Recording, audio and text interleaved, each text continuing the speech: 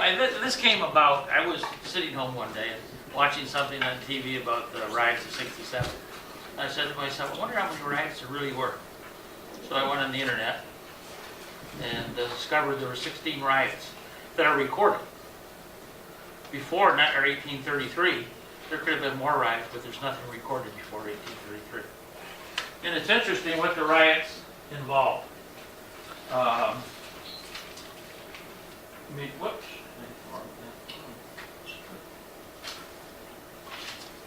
So if you look here, it talks about race relations, streetcars, brothels, runaway slaves, and sporting events. It is shocking how many riots, what they consider riots, actually occurred because of sporting events in Detroit. 3 in recent history. So Philadelphia did a good job.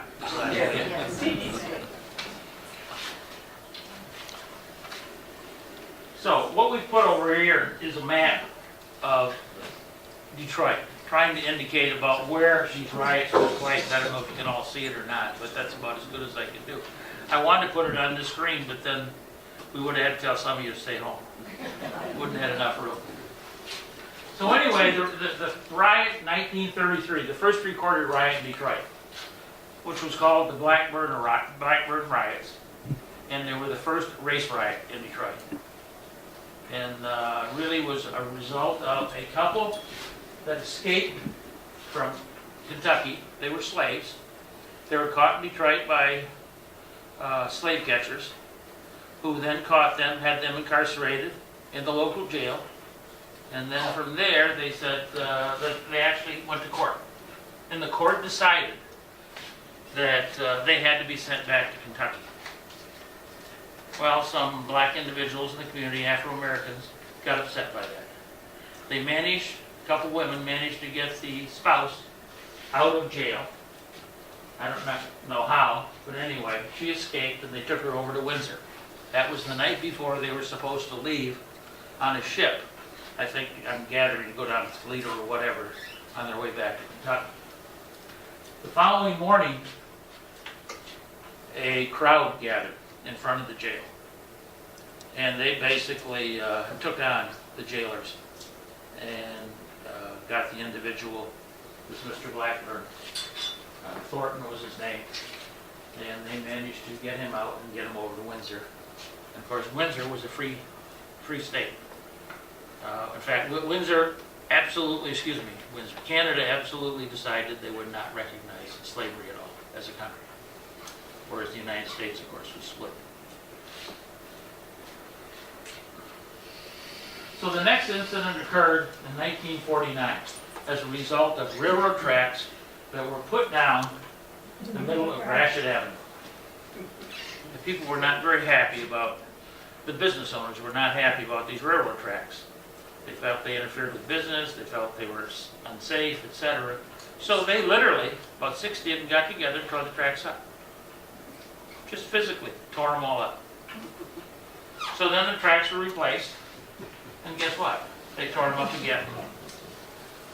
So then what happened was they eventually, in 1852, they finally rerouted the rail system. Hey, Jerry, Yes. my parents moved from Chicago, and they would not pronounce Gratiot. It was always Gratoya. A true story. It must be French. You must be French. No, let it trim it. So then in 1855, they had another set of riots. Oh dear. They were called the whorehouse riots. Oh yeah. And basically what this involved was in the German community, or the Germans it was in their neighborhood, that a number of brothels were set up for black people specifically. And of course the Germans didn't like that in their neighborhood. So they basically damaged, destroyed the brothels, etc. And became quite an issue at the time.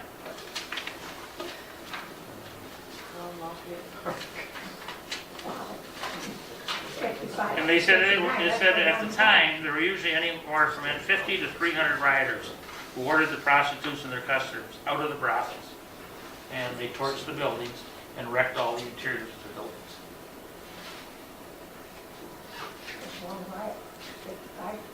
Then in 1863, in March, during the Civil War, the Detroit Free Press, it says, reported these events as the bloodiest days that ever dawned upon Detroit. It began due to unrest among the working class related to racism and the military draft.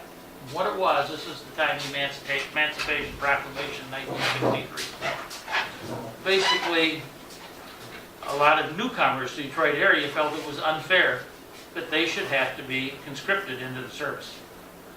And they were rather upset about that because they felt it was a free state and they felt, what, should we go to war? Should we go fight for immigrants and other workers?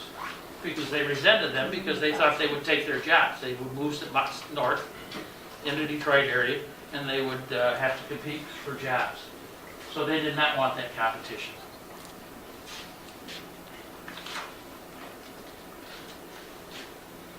(1891).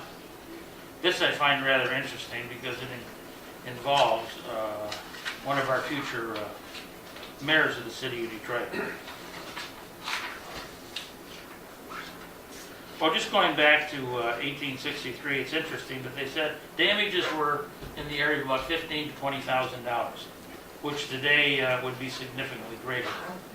And the other thing was the state legislature at that time thought that there should be compensation that the blacks whose homes were destroyed, or because there was a real competition for housing also at the time, and they thought the blacks should be compensated. But the city council of the city of Detroit said, no way, we're not compensating anybody. So they didn't listen to what the recommendation was of the state legislature. So then I said 1891. James Cousin, who was also future mayor and also eventually became senator. And again, this was over a trolley system. This is over a privately run trolley system. The workers walked off the job, which resulted in 3 days of rioting, in which streetcars were stoned, horses were unhitched, and rails were torn apart. So people obviously did not like where private enterprise decided to put rail tracks. So this was another issue here. But by the third day, it said barriers had been formed, crippling the transit service, and among the rioters was the future mayor and the future senator. Yeah, he was at the time just a worker. Just your basic writer. And, he had problems. Now, what it says here also, it says quality of transportation in Detroit back in 1891 really laid the groundwork for the great trolley riots of 1891. It says back then most big cities, should have called them world-class cities, were switched to electric trolleys. The problem was the workers in the city here did not want to switch to electric trolleys because that had a significant impact on their numbers. So this is the reason they really got behind it and really fought it. They like to stay with the horse-drawn trolley rather than be anything electrified. And it's no different from some of the things we incur today. I mean, people get concerned, you're going to do away with my job. You know, long-term, it probably creates as many jobs or more jobs, but in the short term, it certainly has an impact on those working at the time. Also, some of the workers tried to form a union. As soon as word of that got out, of course, what happened to them? They didn't have a job anymore. They were just fired back then.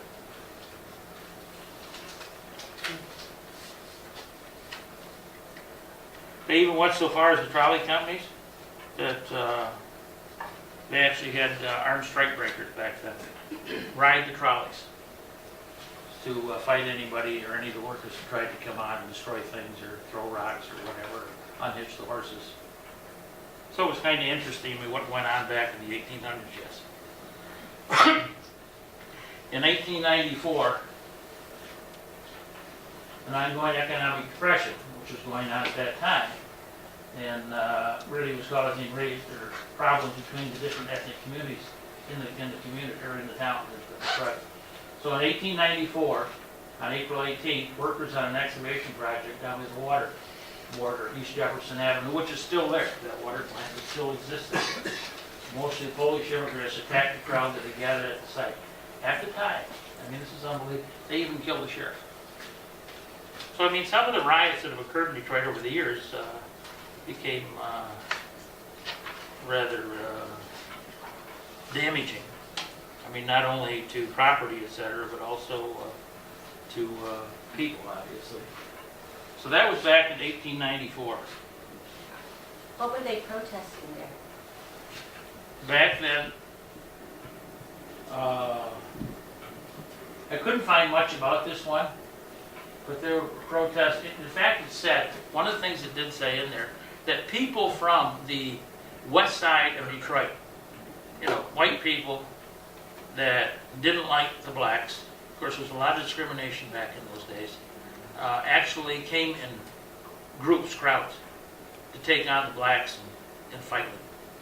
People that allegedly, you know, had good blue-collar jobs, were upstanding people who were just fed up because they felt the blacks started this whole situation regarding the water board and hiring more blacks in the water department. But this is Polish, so it's... Well, Polish, I was ethnic Polish also, groups. ethnic, you're right. But I mean, what it was, you think about it, I mean, Hamtramck and all that area, that's all heavily Polish, so those were the white people that came and fought with the blacks. So then we go all the way to 1934. And this took place at the old Navan Stadium. And when I look at it, the photo of it really makes, I think that was Tiger Stadium. It became Tiger Stadium, did it? That's before my time, so. That's BD. You weren't there? No, I wasn't. So it says, during the 6th inning of the game, we are Game 4 of the World Series. St. Louis Cardinal Jim Medwick scored a triple and slid into third base when he was stepped on by Marv Ohm, the Tiger. An attempt at a fight between the umpire, players, and coaches was prevented, but Medwick returned to left field at the bottom of the 6th inning, and Detroit Tiger fans began throwing things, attacking him with fruit, garbage, bottles, etc. This lasted for 17 minutes. And at that point, order was restored by the baseball commissioner at the time, who ordered Medwick out of the game. But unfortunately, they went on to win and also win the series, so the Tigers lost. But I mean, that was probably the first sporting event that occurred where there was actually a riot of sorts.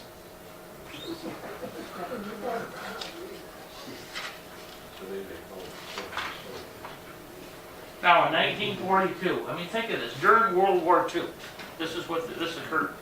In 42, about 1,000 people gathered at the intersection of Ryan Road and East Nevada Street to protest a black family that was in the process of moving into the newly built Sojourner Truth Project, which was a housing project. It was intended for black workers, but the whites were so upset by it that they were getting all this housing, because housing was a real problem during World War II in Detroit, because you had all these people moving north, blacks and whites, for work, because there was a lot of work because of the war effort. You know, the plants were converted, etc., and there was a lot of opportunities, because, let's face it, a lot of people from the factories went overseas. So, police battled rioters for several hours, resulting in dozens of injuries. And then it says no further incidents took place even after family members finally entered the homes. So they did finally get into the house, the blacks. But I mean, we think a housing project today, it's no different.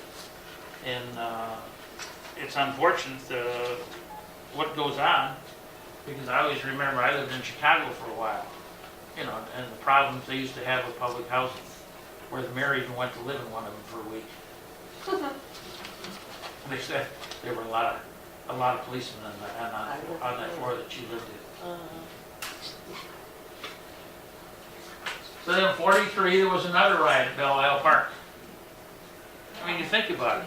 There aren't many periods that there wasn't some kind of riot going in Detroit. I think the longest period is something like, I don't know, 38 years or something between riots.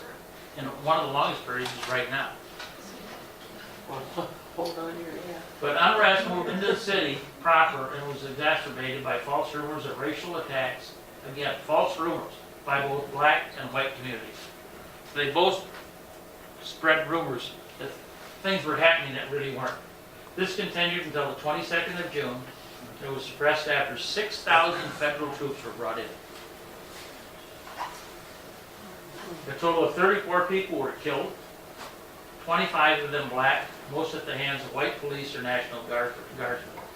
433 were wounded, 75% of them black, and property value was damaged at $2 million, which today, or 2015, would be the equivalent of $27.5 million in damage.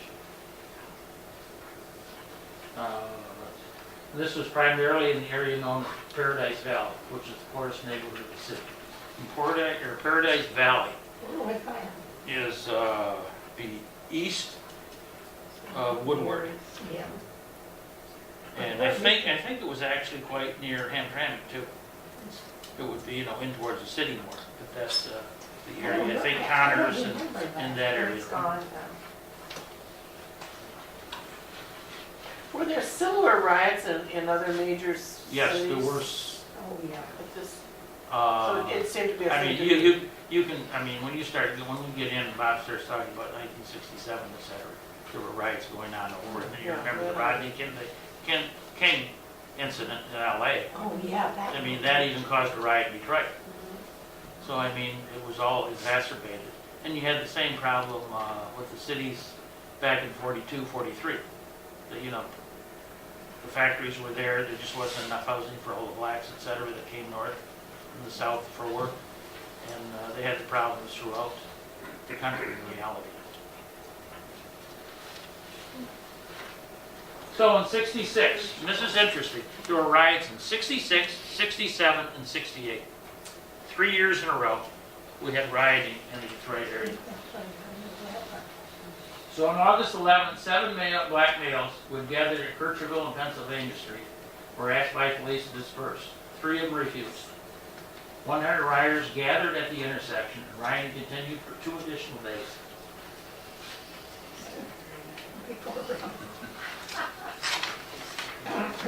Yeah, weather permitting, no riot. We didn't want to get that.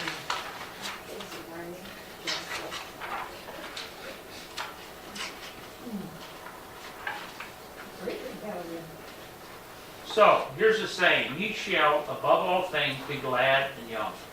Goes the opening of the line of E.E. Cummings' poem. For if you're young, whatever life you wear, it will become you. And it was supposed to be a positive type thing, and it became negative. Because that really was saying, whatever you do, you're going to become, or whatever you get involved in, you're going to become.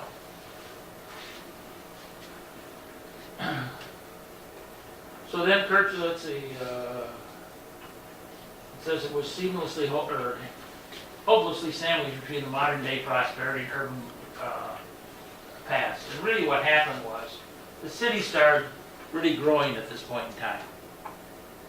And a lot of the money was being poured in to new development, et cetera, but not really development for blacks. It was primarily development for whites. And if you look here, this is a good example.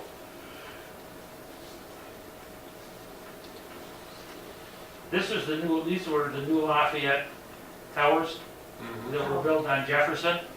And look at what's right in front of them. Yeah. I mean, in Lafayette Towers, let's face it, was not an inexpensive place to live. So, I mean, this just kind of goes on and describes, the opulence of the time and what was happening with the community, the city of Detroit. And the blacks were really kind of second-class citizens still at this point in time. At least they felt that way. Some people might differ, but I mean, that was the basic thought and thinking at the time.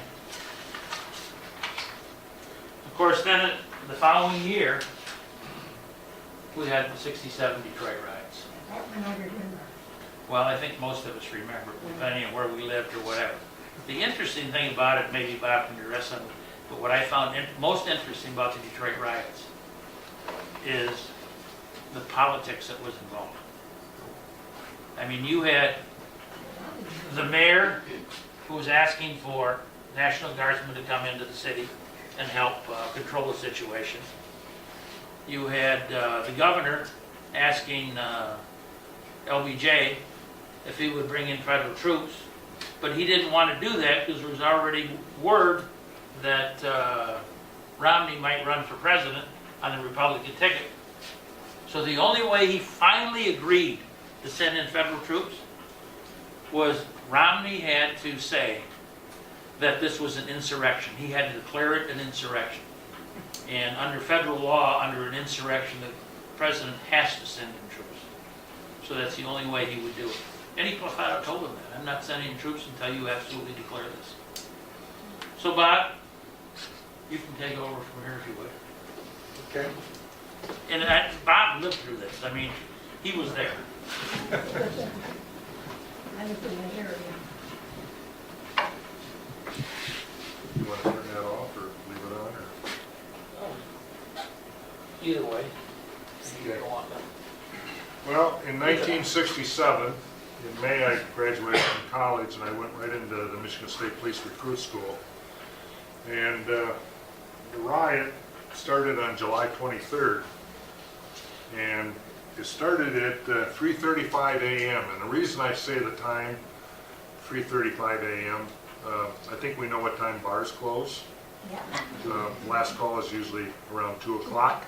Right, good. Well, the riot started in what is referred to as a blind pig. And a blind pig is an after-hours bar and gambling establishment. And so at that hour of the morning, a Detroit police officer went into the blind pig and he bought a beer, which was illegal. So he called in the troops, so to speak. And I think most people would think that it was an excuse to riot.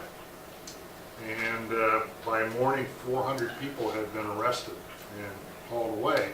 And as they were being taken away, more people gathered, more damage was being done, buildings were being burned. The firefighters would show up to work on the fire and they would be shot at by the rioters. So it became it did become an unmanageable situation for Detroit police. I was in the last couple weeks of my recruit school, and on Sunday afternoon they told us, pack a bag, you might be going to Detroit to help the troops with the riot. We weren't sworn officers at that point in time. So we did, and we sat around and waited. And the reality of it is the mayor didn't want to ask the state for help. Jerry Kavanaugh was a Democrat. Mitt Romney was a Republican, and he didn't want to ask the state for help. So it kind of escalated out of control as the morning hours went on. And finally, at 2 o'clock in the afternoon, the mayor realized that the Detroit police were not going to be able to control the situation, and finally asked the state for help. And so what the state did, and that was at 2 o'clock in the afternoon, so this had been going on for the better part of 12 hours before they asked for help. Well, you think about the Michigan State Police, they're scattered all over the state of Michigan. And so they mobilized about 800 troopers and sent them to Detroit. And back then, the state police had no idea that they would ever be involved in anything of this type of a mobilization. So there really was not a good plan. We all showed up in Detroit. I was assigned to a squad of 6 troopers and 1 Detroit policeman, and I sat in the back seat of one of the patrol cars.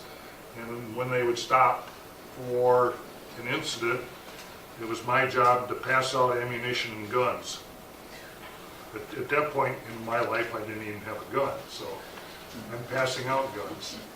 So I'm passing out weapons to the troopers, and they're coming by the back of the car, and all of a sudden, there's gunfire from the building across the street, and the cement between my feet is being hit by bullets, and the cement is hitting me in the shins, and I look down and I got blood on my pants. So I wasn't sure if I'd been shot or what it was, but I finally concluded it was just the cement being scraped off and hitting me in the shins. Backing up a little bit in my story, When I got out of college, I went immediately into recruit school. This was 1967. Vietnam was a hot item. And about the second week of recruit school, I got a letter from my draft board saying, your student deferment is up, what are you doing? And I immediately wrote back and I said, I've entered the Michigan State Police Academy, I plan to become a state trooper. And they wrote back and they said, well, as long as you're a police officer, you got an occupational deferment. And I thought, well, that's a good reason to stay in recruit school. So, but when the bullets were hitting the cement in front of my feet, I'm looking down and I'm thinking, I wonder if Vietnam is any different. But you talk about, what was the root cause of this riot in '67. You certainly can't blame it on the blind pig. That was just an excuse. But after it was all over and I was done with the recruit school and I was assigned to a post, we had a lot of training about the riot, and it was like, what do we do next time? Well, we all got down to Detroit, and at the end of the first shift, I think we got down to Detroit and we worked about 10 hours, and they said, okay, take a break. Okay, where do we sleep? It was like, oh shit. Where are we going to put these 800 troopers? Well, they made arrangements with the National Guard, and we all went to the 8 Mile Road National Guard Armory. And we slept on stretchers and just mats on the floor, and I woke up and I looked up, I was underneath a vehicle that had backed over the top of me very carefully while I was taking a sleep. So, okay, we wake up, where do we eat? They had no idea how to feed us, but outside the armory, the Salvation Army and the Red Cross had set up their food trucks, and the Salvation Army gave us Twinkies and coffee and soda pop and hot dogs, and the Red Cross was doing the same, except they were charging for what they gave the troops. So obviously, troops being pretty cheap to begin with, especially back in the 60s, because they didn't make a lot of money then, they all went to the Salvation Army. So I think for a lot of older troopers like myself, really old, Salvation Army is one of our favorite charities for that reason, and always has been. So they had no mobilization plan, and I'll talk a little bit about 1968 in a minute and the difference between the mobilization. But anyway, we received a lot of training during the fall of that year and through the winter and the next spring, and we talked about the root cause of the riots in '67. And I think as a group of police officers, we concluded that it was a perfect storm, so to speak. Whites didn't like blacks, blacks didn't like whites, blacks didn't like the police department in Detroit. It was not a good situation. There was a lot of discrimination against blacks during that time, and there was a lot of abuse by the Detroit police during that time. Later in my career, I got involved in police corruption cases, in the police corruption unit, and we spent all our time in Detroit. And our commander says, you guys really got easy jobs working police corruption in Detroit. It's like shooting fish from a barrel. It was a little bit true, sadly. And one of the things that I remember distinctly about the way the Detroit police treated the blacks in Detroit is we would stop, our 2 patrol cars would consist of a Detroit police officer as a guide and 6 troopers, and we'd pull up and confront the disturbance or the group of people, and the Detroit police officer just abused the blacks in a manner which I couldn't comprehend hardly. They weren't Negroes, they were the other N-word. They abused them physically and verbally. And I guess I always thought, well, the root cause, it's the way they treated each other. I always said that, especially if you look at cases like Ferguson, what's the root cause there? Was it the police, or was it the individual that was killed? And I've always said that if you act aggressively towards a police officer, you're probably not going to like the outcome. And I think that was especially true in Ferguson, but that was especially true in the Detroit riots. It lasted for 5 days, and at the end of 5 days, there were 43 fatalities, people killed, mostly blacks. There were a couple of innocent women that were just happened to be in the wrong place at the wrong time, and they were shot. There was a major investigation in the Algiers motel where 3 blacks were killed. It was never really determined if it was done by police or if it was done by other rioters. But the documentary that I looked at blamed it on snipers. I don't know if that's true or not, but that was the situation. 1968, April 4th. I'm a trooper at Marquette, 500 miles north of Detroit, 600 miles maybe. And I'm sitting in a big boy restaurant with my partner when we hear that Martin Luther King had been assassinated. And he said, well, let's finish our lunch and stop at our house and pack a bag. And I'm like, why? He says, we're going to Detroit tonight.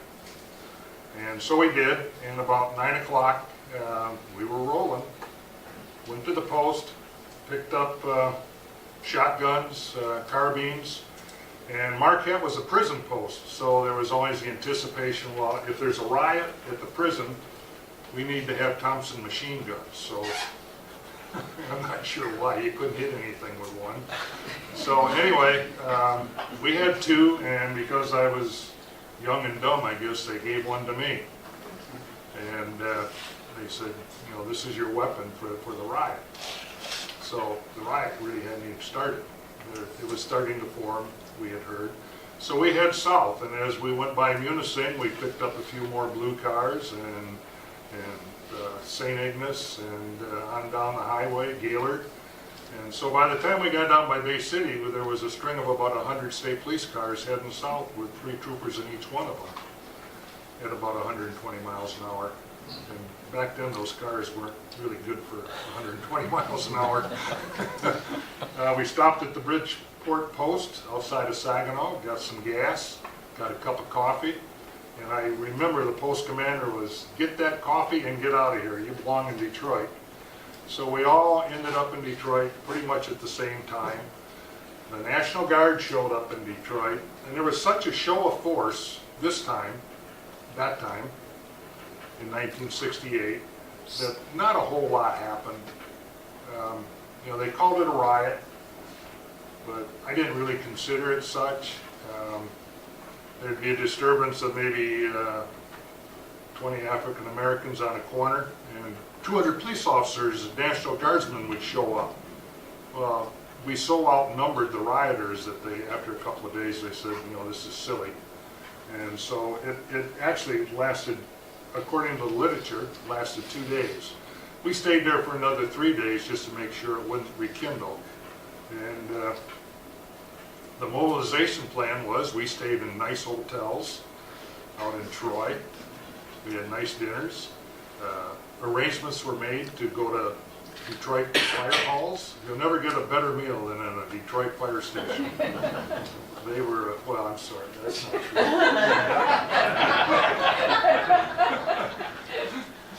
But back at the time, I thought it was darn good. So the mobilization plan was well put together, well thought out. We had received additional training. This was before the days of any kind of protective wear, like vests or anything like that. Before the days of SWAT equipment. So we were pretty much roaming around the city in regular police cars, and we would be sent to different events. Got sent to I call it a high-rise, probably 6-8 story building, and it was reported there was a sniper. And so I got a Thompson machine gun. And they order lights out in the building, and everybody turns their lights out except for one. and there was a shade down, you could see the light on, and you could see a shadow behind the shade. And the commander said, "Hey, you with the Thompson, open up on that window." I kind of hesitate, like, "Are you sure that's what you want me to do?" So I did, and you could see the shade sort of fluttering as the 45s went through it, and the light finally went out.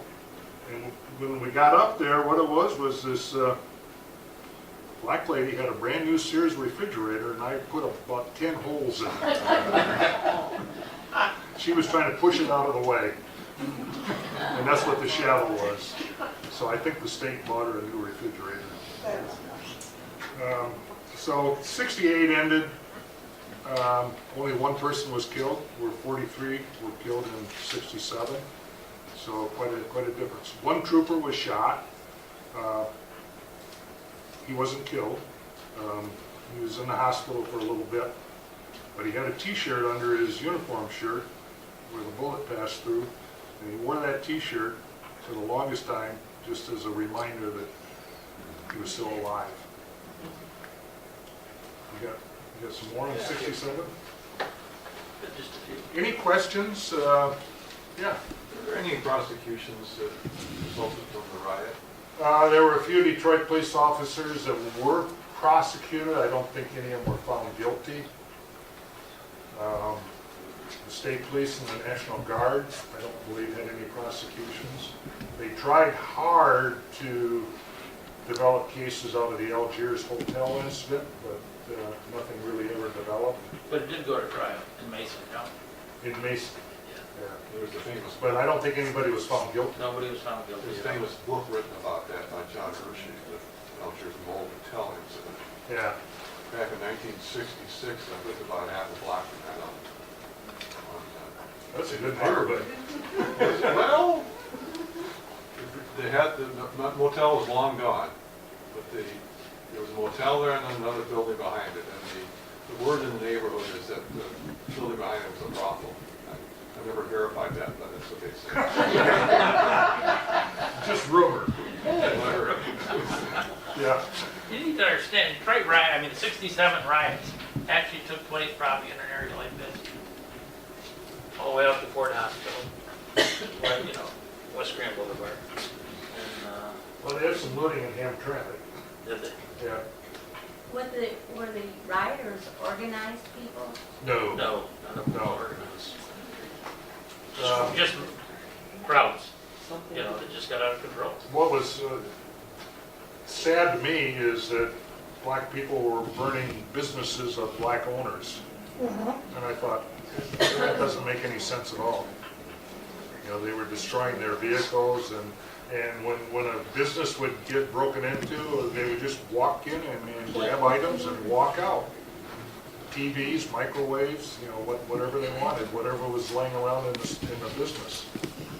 And I remember watching a bunch of women going into a shoe store, and they all came up with several boxes of shoes.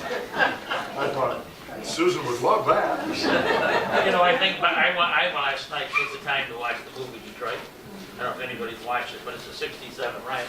I think Bob's situation was depicted in that, because it actually showed an incident with somebody with a submachine gun shooting into a window after all Well, I had were blackened out. in 68. Well, this was in 67, but I mean, They might have well, you blended get in. on the thing for a movie. It made for a good story, man. I'll have to go home and watch it.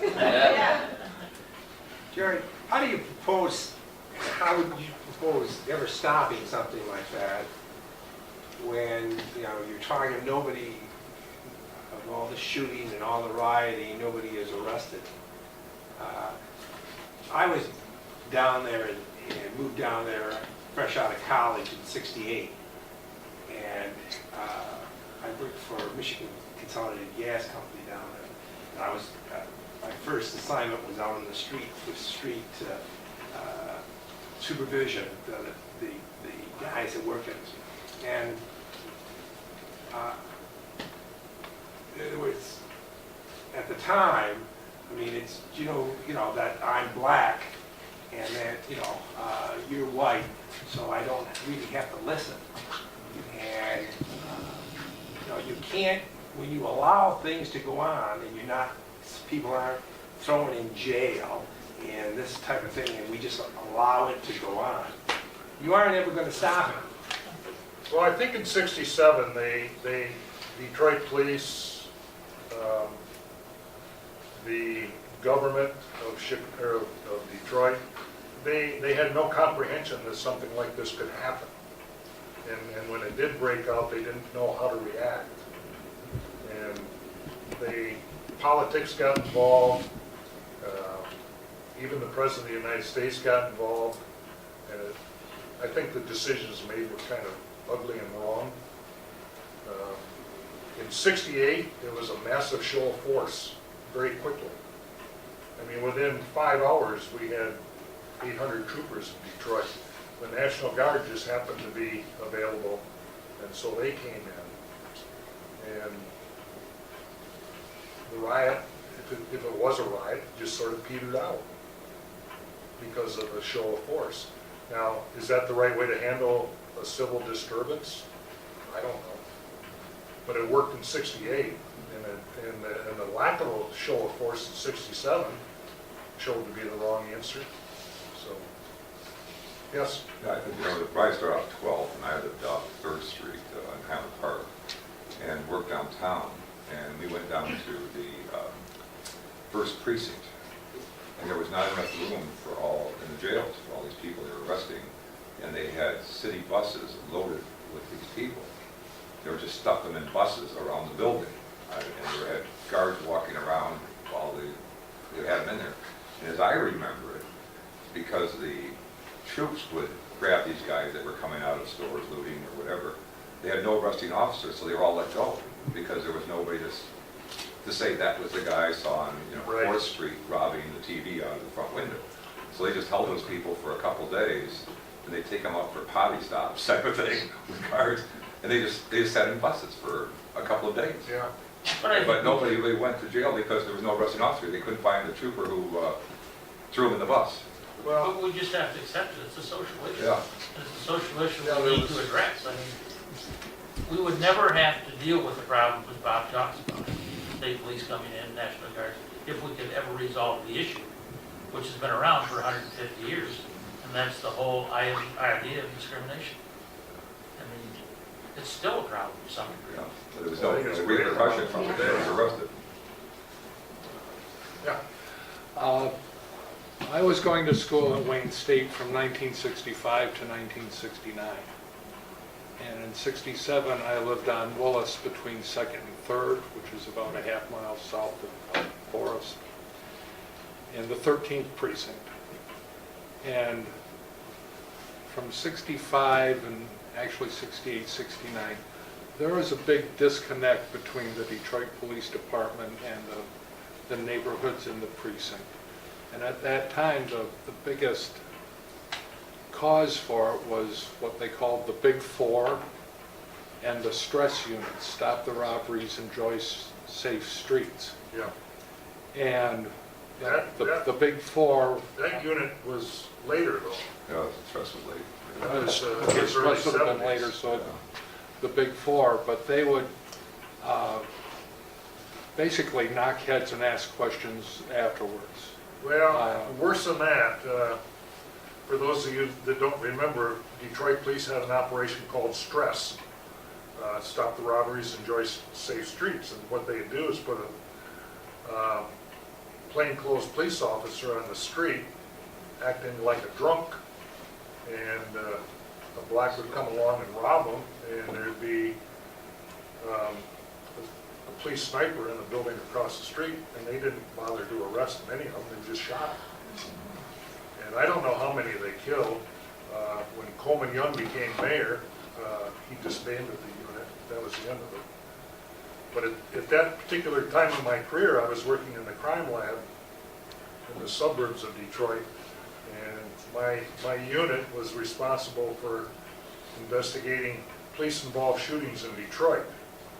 And it seemed like for about a 6-month period, we were down there about every 3rd night investigating a police shooting. And it was primarily out of the stress unit. So the Is setup that, then? Bob, am I right? Police have to be as afraid. Oh, yeah. I mean, you go into these neighborhoods and you didn't know what to expect.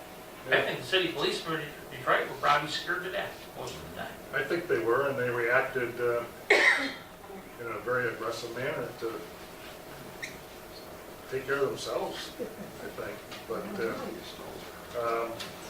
I think major cities, New York being an exception, I think, New York City, I think they police quite well for a major city. But most major cities in our country are having very difficult times with their police officers intermixing with the community. And just a lot of problems are occurring all over the country. Police shootings against the police, I think, at an all-time high, as you can probably see on the news. And then when the police react and the citizen is killed, there's generally a hue and cry because the police officer acted too aggressively, perhaps. But like I've always said, if you act aggressively towards a police officer, it's probably going to not be a good outcome. And that's still true today. You got more, Jerry? Oh. Any other questions? Go ahead. Just want to comment back on that era, you're talking about Wayne State University in that area.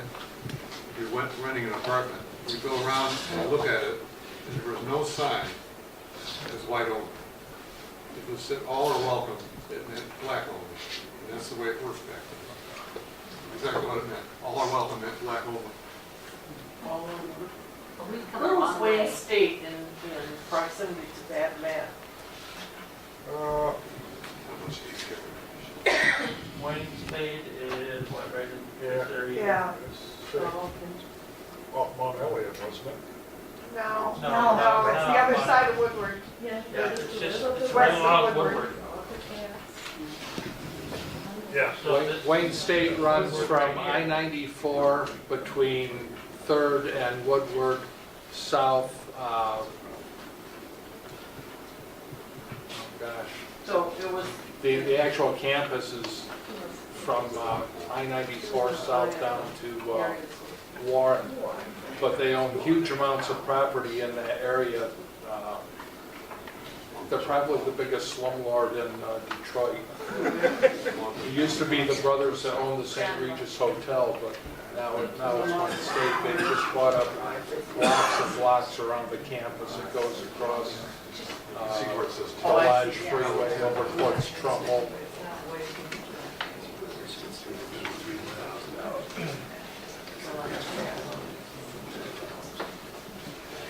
I mean, my wife lived in Ford Hospital Housing at the time, the 67 riot. After they, Gary, Yes. I was in Detroit, Briggs Stadium, July 23rd, 1967, saw New York Yankees play a doubleheader with Detroit. Yankees won the first game 4-2, Tigers won the second game 7-3, but my sole purpose there was going to see Mickey Mantle play baseball. That was the same day the Right. riots really, Could you see smoke?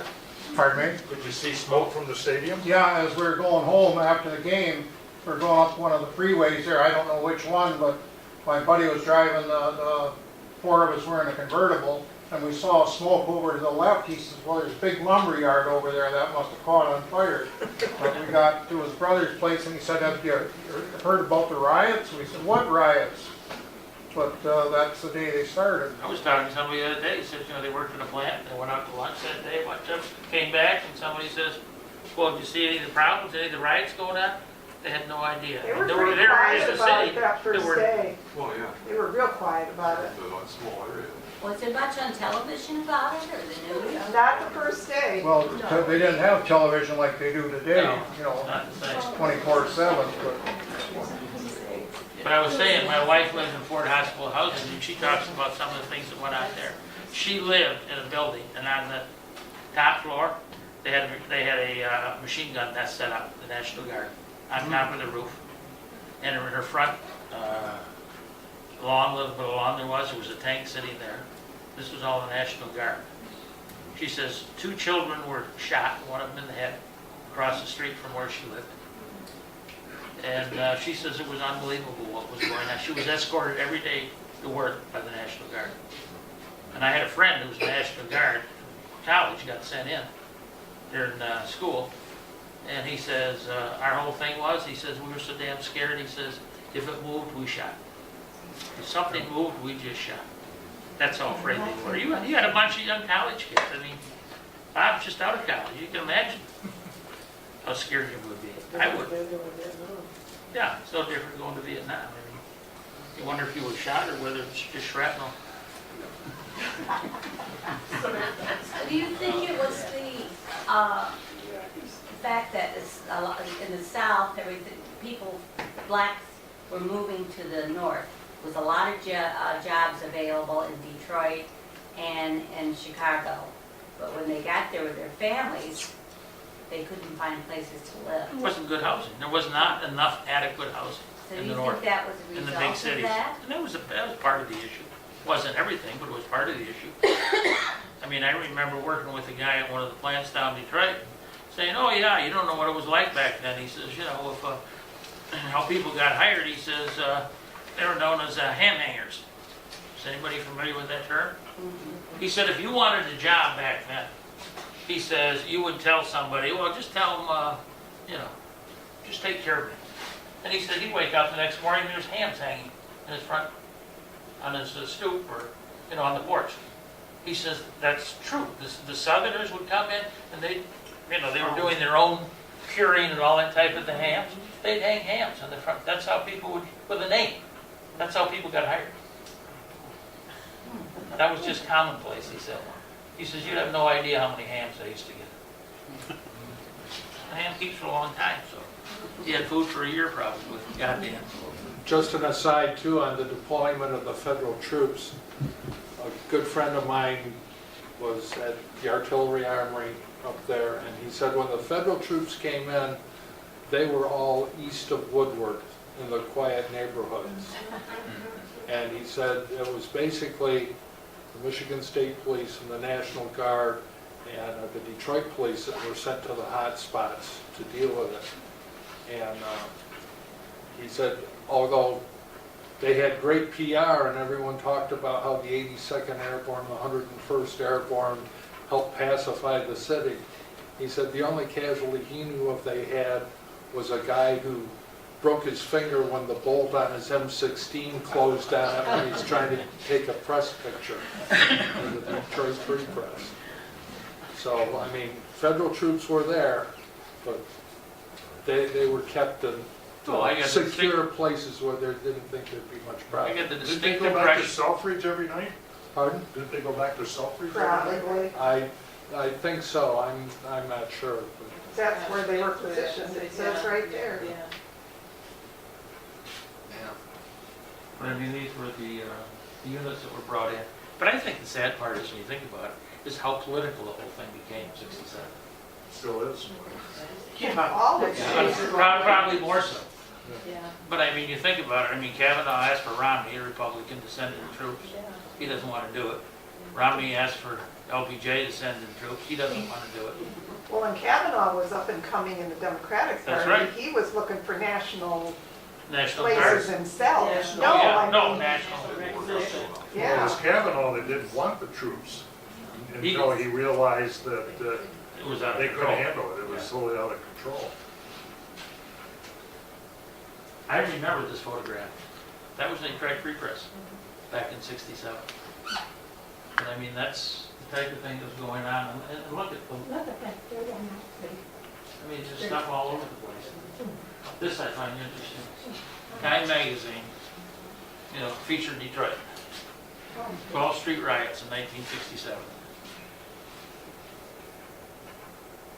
I don't know, about 68 miles pretty much talked about. And in '75, there was another individual with their individual situation that was racing again, having a shell font in Finkel. Happened at a bar. The bar owner observed 3 blacks fooling with his car. He fired at him. I mean, he got a weapon. He fatally wounded one. Of course, then a crowd gathered. I mean, as soon as you had shootings go on, people came running. It's no different than people following fire trucks. They want to see what's going on. And then the second fatality, it says, Marion Cisco, I believe it, I'm not sure how to pronounce it, a dishwasher in a Nazi concentration camp survivor. I mean, think about this. Survived the concentration camps. Emigrated from Poland in '58. Driving home from work, he was pulled from his car by a group of young men, beaten to death with a piece of concrete.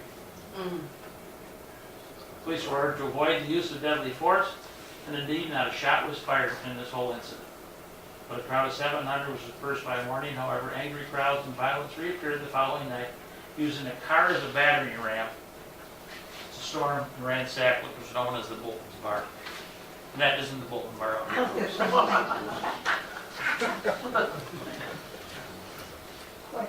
Then in '84, the World Series. Oh, yeah. You know, another incident. Now, are these all real riots? I'm not sure they are. But it says in Game 5, celebration, about 100,000 people gathered. That's how excited they were. Turned into a riot. One person was killed. Several more were injured. Police department car was set on fire. 4 others were severely damaged. And at one point, it says about 50 officers in riot gear chased a large crowd of over 6,000 people down Woodward Avenue. I mean, 6,000 people. The riot was reported, of course, internationally, and the most famous photograph, it's this one right here, you can't see it very well. What were they rioting about? Well, it didn't start out as a riot, it was a celebration. I've never been able to figure out A celebration that got out of hand. why after sports winnings, there are so. Turn a car over, burn a car, Yeah. they think that's funny. I don't understand it either, but it happened. Yes, Dan? Jerry, there was another riot in 1968 downtown Detroit after the Tigers won the World Series then. Around Grand Circus Park, campus marches, same kind of incident, basically contained to that area. But yeah, that's... Have they ever studied what animal instinct brings out? I'm sure. Rabid fans and too much beer. But I find this interesting. The photo that appeared is on Associated Press. Kenneth Bubba Helms posing in front of a cruiser that was being torched. I just would love that photograph for posterity. Yeah, right. And in 1990, in the wake of the Pistons clinching in Portland, Oregon, the title. People again went wild, start shooting guns in celebration, etc. And overturned the police car, emergency vehicles were damaged, etc. 4 people were killed. Can you imagine, just celebrating? A 4-year-old boy was killed. I mean, it's unbelievable to me how some of these things just get absolutely out of control. It's, you know, just a celebration. You know, next time Alpena wins a state title, let's leave it at that. Be happy. Might happen in Hillman. Yeah, it might happen in Hillman. Maybe all the Alpena people will go and celebrate.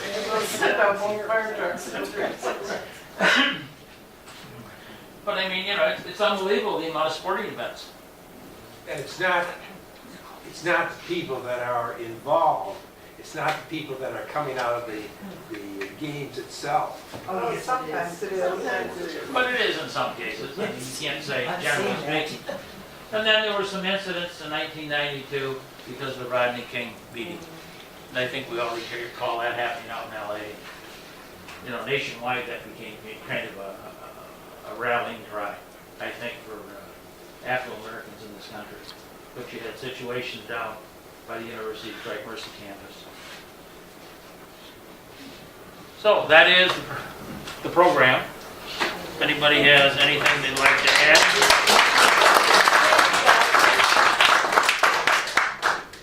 Appreciate the crowd. On Wednesday of '68, in the middle of this thing, I got a phone call. My office was down at the Ferrymore Seed Building, kitty corner from the Wayne County border. The little off story to that, but I was called stay home. On Wednesday morning, I drove right down Grand River, which was a road I was originally from Novi.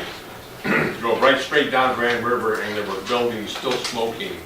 I didn't see any any, other than the smoking buildings and the trash all over the place.